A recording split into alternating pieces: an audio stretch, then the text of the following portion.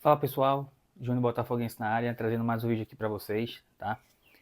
Esse domingo, um domingo de tranquilidade pra gente aí, depois dessa vitória contra o Fluminense, tá?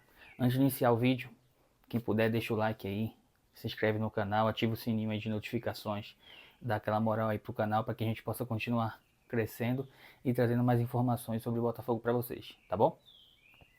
O conteúdo de hoje desse vídeo é para falar sobre o pós-jogo, né? O jogo de ontem contra o Botafogo e Fluminense. Vencemos de 1-0. Não foi um jogo fácil, tá? Foi um jogo difícil. O Botafogo entrou com um time misto, né? A gente no pré-jogo tinha colocado que ele iria fazer no máximo 3 alterações, ele veio com 6. Colocou Matheus Martins, Adrielson, Matheus Ponte, Massal, quem mais? Tiquinho, e o sexto foi o Tietê. Então, assim, ele veio com 6 alterações. Querendo ou não, isso mexe bastante no time, né? Quando você vem e troca praticamente metade do time. Então, isso mexe, porque por mais que os jogadores sejam de qualidade, mas não tem o entrosamento, não tem o posicionamento correto, o pessoal não sabe, ele já vai estar lá. Quando você está entrosado, você não precisa nem olhar. Você já sabe onde o jogador vai estar e você já dá o passe. Mas o Botafogo jogou bem, começou bem o jogo, aos 20 minutos. Até os 20 minutos ali o Botafogo dominou. Teve chance de abrir o placar com o Matheus Martins. Infelizmente ele desperdiçou a oportunidade. Depois o Fluminense igualou e aí ficou, para mim, ficou igual. O Fluminense nas escapadas com o Arias, que a gente sabe que o Arias é um jogador de qualidade, é um jogador acima da média hoje para o futebol brasileiro.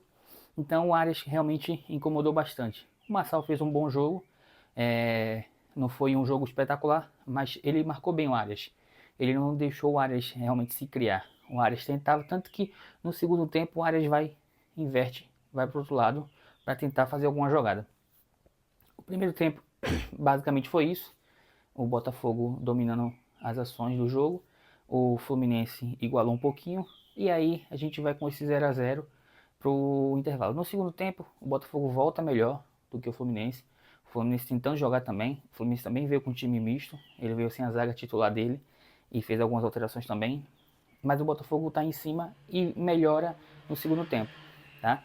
O Luiz Henrique logo no começo perde um gol ali na cara do gol. Talvez se ele caísse, o Manuel seria expulso, porque o Manuel puxa, puxa, puxa, mas não consegue derrubar ele. Mas a gente quando a gente pede, né, que o jogador não caia, que o jogador continue para fazer o gol, e foi isso que ele tentou fazer. Não conseguiu fazer, e aí fica o jogo, o Botafogo melhor, um pouco melhor, mas o Fluminense também tentando fazer o seu gol.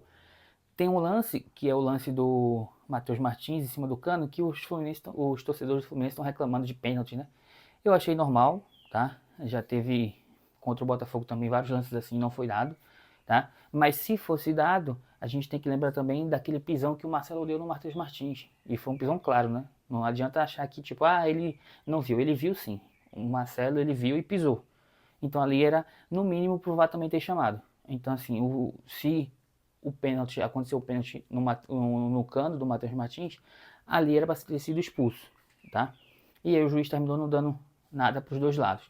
Continuou o jogo, e aí no finalzinho teve aquela infelicidade do Nonato, né? Tomara que esteja bem, desejo melhoras para ele aí.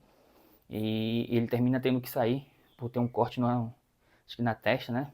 Um lance forte com o Massal. E aí ele tem que sair, e aí já tinha sido, já tinha tido, né, as 5 mexidas que o clube poderia ter.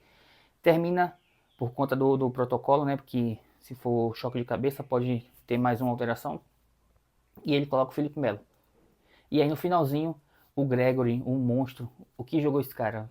Esse cara corre o tempo todo, é um cão de guarda, sai para jogar, começa a jogada na zaga, tá lá no ataque. E aos 50 minutos do segundo tempo, o cara tava lá desarmando o Felipe Melo. E aí ele desarma sem falta, que não teve falta, tá? Desarma o Felipe Melo, rola para trás pro Luiz Henrique só, escora pro gol vazio e o Botafogo fazer 1-0 e sair com essa vitória, tá? Foi um jogo importante, foi uma vitória importante do Botafogo. O Botafogo precisava vencer para continuar, manter essa distância ou talvez aumentar a distância para o Palmeiras, né? O Fortaleza ganhou ontem, então fica em 4 pontos aí. O Fortaleza assumiu temporariamente a segunda colocação. O Palmeiras joga hoje contra o Vasco, não vai ser um jogo difícil.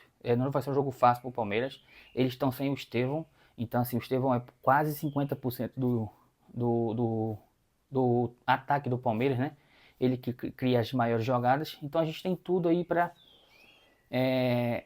aumentar essa vantagem para o Palmeiras. A freguesia do Fluminense continua, né?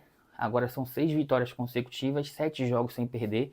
A última vitória deles foi em 2022, tem mais de 2 anos. Então hoje o Fluminense é nosso freguês, a gente pode dizer que é nosso freguês. 6 vitórias consecutivas e mantendo essa freguesia deles aí é muito importante pra gente, tá? Então assim, é um domingo de tranquilidade pro Botafoguense, de felicidade por essa vitória que aconteceu ontem. Agora hoje é secar o Palmeiras, torcer para que pelo menos tenha um empate aí contra o Vasco e a gente possa aumentar essa vantagem para o segundo colocado, tá bom? Mais tarde eu estou de volta aqui com vocês para o segundo vídeo do dia para falar sobre a rodada, como ficou a classificação e a gente bater esse papo sobre o Botafogo. Valeu? Quem puder, deixa o like. Quem não for inscrito, se inscreve no canal aí, dá essa moral pra gente, para que a gente possa continuar crescendo e trazendo mais informações de Botafogo para vocês. Valeu, bom domingo a todos. Mais tarde eu estou de volta. Um abraço.